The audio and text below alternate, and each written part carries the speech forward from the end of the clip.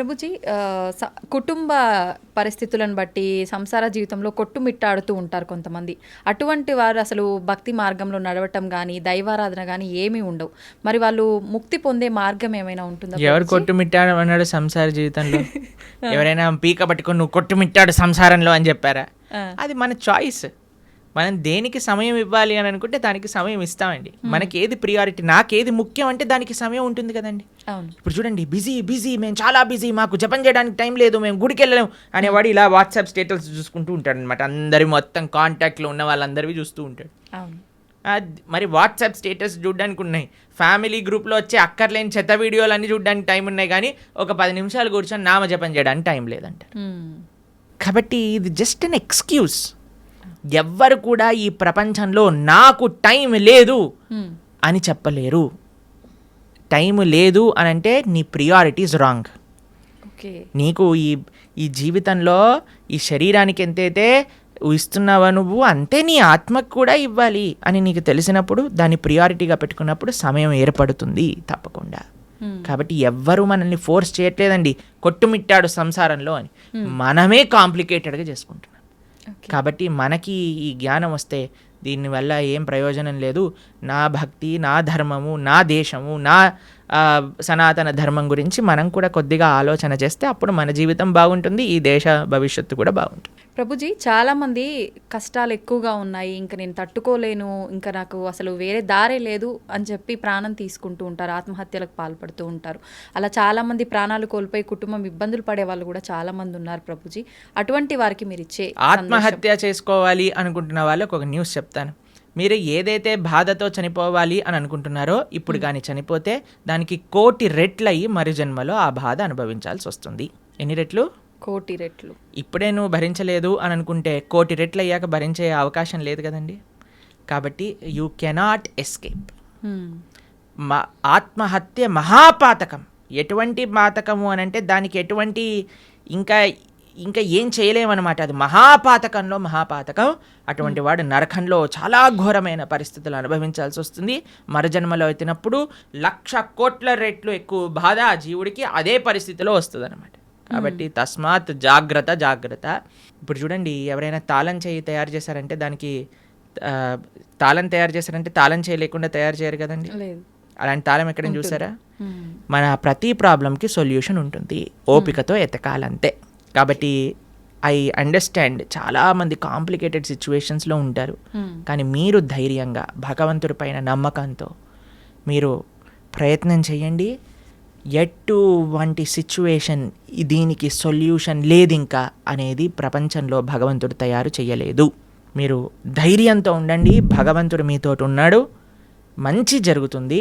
ఎప్పుడు కూడా ఆత్మహత్య లాంటి విపరీత డిసిజన్స్ మాత్రం తీసుకోకండి. ప్రభుజీ, మీరు అన్నారు అటువంటి పరిస్థితి నుంచి బయటపడే అవకాశం ఉంటుంది, జాగ్రత్తగా ఆలోచించండి. నిజంగా ఆలోచించేంత వీలు ఆ క్షణంలో ఉండదు అనే చెప్పాలి. నిజంగా మనం అంటే వద్దు, మనం ఇలాంటి ఎందుకు లేదు అని అంటే, ఎందుకంటే పిల్లలకి మనం చెప్పట్లేదు కాబట్టి.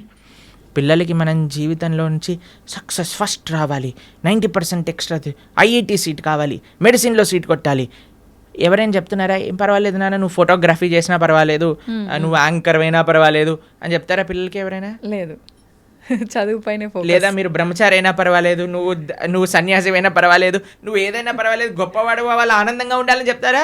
ఇవి అసలే డబ్బులు సంపాదన చేయాలి. డబ్బులు సంపాదిస్తే మంచి భార్య వస్తుంది, మంచి భార్య వస్తే మంచి కట్నం వస్తుంది, మంచి కట్నం వస్తే మంచి విలాసంగా ఉంటారు. దీంతో పిల్లల్ని పెంచామనుకోండి, వాడికి ఇది అయిపోతే నా జీవితం ఫెయిల్యూర్ కదా. ఇవన్నీ మన సమాజాన్ని ఇచ్చే రాంగ్ ఎక్స్పోజర్స్, అక్కర్లేని చెత్త అంతా కూడా నెత్తిలో పెట్టుకోవటం వల్ల వచ్చే అనవసరమైన చెత్త ఆలోచనలు తప్ప ఇవన్నీ ఎవరికి. మీరు చూడండి, సూసైడ్ చేసుకునే వాళ్ళని మీరు కానీ చూసారనుకోండి, అనవసరమైన పిల్లలైతే అసలు అనవసరమైన విషయాలకి. మార్కులు తక్కువ వస్తాయేమో అని ఒక ఆవిడ సూసైడ్ చేసుకుందట, మార్కులు వచ్చాక ఫస్ట్ ర్యాంక్ వచ్చిందట. ఇలాంటి కేసులు విన్నారా? Love failure. అలాంటి లవ్ ఫెయిలియర్ వాళ్ళందరినీ నాకే అనిపిస్తుంది వీళ్ళు నిజంగా చచ్చిపోయే వాళ్ళని కాదు, వీళ్ళని నిజంగా తల్లిదండ్రులే బాగా గుణపాఠం నేర్పించాలండి. చిన్న చిన్న పిల్లలండి, 10th క్లాస్ పిల్లలు, ఇంటర్మీడియట్ చదివే వాళ్ళు, ఇంజనీరింగ్ చేసేవాళ్ళు, వాళ్ళకి డబ్బులన్నీ ఎందుకు, పిల్లలకి ఎందుకు పంపిస్తున్నామండి? మనం ఏమన్నా లవ్వులలో ఉండమని పంపిస్తున్నారా, లేదా బాధ్యతాయుతంగా చదువుకొని ముందుకెళ్ళాలని పంపిస్తున్నారా? అవును ప్రభుజీ, చదువుకో. కాబట్టి ఇవన్నీ ఎందుకు పిల్లల లోపలికి ఈ ప్రేమ, ఈ ఇన్సెక్యూరిటీస్, ఇవన్నీ ఎందుకు వచ్చాయి అని అంటే మనకుండే రాంగ్ ఎక్స్పోజర్. సినిమాలు, సీరియళ్ళు, ఎక్కడ పడితే అక్కడ చెత్త కదండి మనం చూసేది. ఆ చెత్త అంతా ఉన్నప్పుడు చెత్త ఆలోచనలే వస్తాయి. దాన్ని ఇంగ్లీష్లో good in good out, bad in bad out principle అంటారట. Good in good out. మనకి ఏదైతే మంచి ఆలోచనలు ఉన్నాయో, మంచి ఆలోచనలు కానీ, మంచి దృశ్యాలు కానీ, మంచి సాంగత్యం కానీ మనకు ఉందనుకోండి, మంచి ఆలోచనలు వస్తాయి. ఏ కష్టం వచ్చినా సరే, అయ్యా ఏదో ఒక కష్టం ఉన్నా సరే తండ్రి, it is common for everybody, కాబట్టి బయటకు వస్తాయి. ఎందుకంటే సినిమాలలో కష్టాలు చూపించరు కదండి. సినిమాలలో ఏం చూపిస్తారు, అంతే శుభం శుభం హ్యాపీ కార్డ్ వేసేస్తారనమాట లాస్ట్కి. He lived happily for ever. కానీ తర్వాత తెలుస్తుంది పెళ్ళి అయ్యాక సార్ నిజం బాధలు స్టార్ట్ అవుతాయని పెళ్ళిళ్ళలో సినిమాలలో చూపిస్తారా? వాడు ఏదో ప్రేమ ఇది చేసేసుకుంటాడు, తర్వాత లాస్ట్కి విలన్ తోటి ఫైటింగ్ అయిపోతుంది, ఇద్దరు పెళ్లి చేసుకుంటారు, హ్యాపీ అయిపోతుంది. పెళ్ళి అయ్యాక ముందుంది ముసల పండగ, అది తెలియదు కదా వీడికి. అవును. కాబట్టి మనం అన్ని మంచి మంచి విషయాలు, అందుకే ఇప్పుడు చాలాసార్లు మేము ఎప్పుడైనా ఇన్స్టాగ్రామ్లో చూసామనుకోండి, real life and real life అని పంపిస్తుంటారు. రియల్ లైఫ్ అంతా బాగానే ఉంటుందండి, అందరూ కూడా మీరు స్క్రీన్ పైన చూసి అది చేస్తూ ఇది చేస్తూ ఓ వాళ్ళు ఇంత వీళ్ళు ఇంత అని. కానీ ప్రతి ఒక్కళ్ళ జీవితంలో బాధలు ఉన్నాయి, ఇది ఫస్ట్ అర్థం చేసుకోవాలి. మనకొక్కడికే బాధ ఉంది, ఈ ప్రపంచం అంతా ఆనందంగా బ్రతుకుతున్నారు అనే అపోహ నుంచి బయటికి రావాలి. ఈ అపోహ ఫస్ట్ మనకు ఉండకూడదు. అందరూ బాగున్నారు, నేను ఒక్కనే బాధపడుతున్నా, అది కాదయ్యా. అందరూ నువ్వు బయటికి వెళ్ళినప్పుడు ఎలా అయితే ఆనందంగా నటిస్తున్నావో అందరూ అలానే నటిస్తున్నారు. ఎవడు బాగున్నాడు అని అంటే ఎవరైతే